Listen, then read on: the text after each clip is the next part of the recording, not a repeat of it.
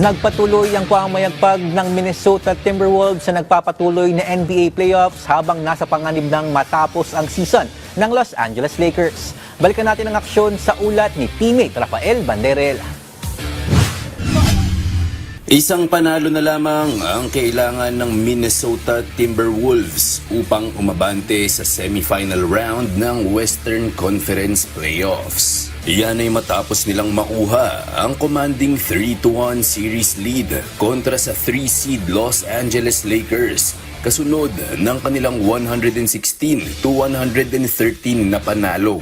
Lamang ng malaki ang Lakers sa simula ng fourth quarter, pero unti-unting tinunaw ng Minnesota ang kanilang abante sa pangunguna ng kanilang superstar forward na si Anthony Edwards. Nagtala si Edwards ng 43 points, 9 rebounds at 6 assists.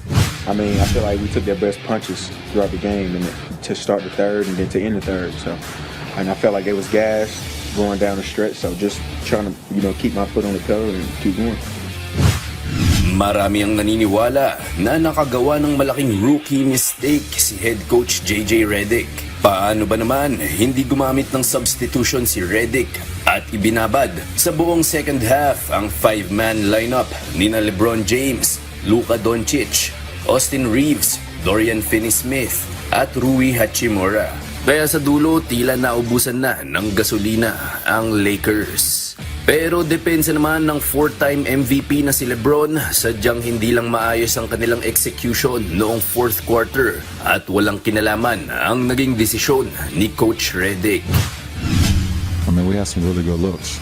I mean, Luka missed a point-blank layup, to put us up 7.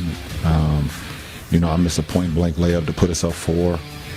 Sa Huwebes, oras sa Pilipinas, magkakalaman kung magagawang buhayin ng Lakers ang kanilang tsansang umusad sa susunod na round ng playoffs o kung tuluyan ng maisasara ng Wolves ang serye. Rafael Banderel para sa Pambansang TV sa Bagong Pilipinas.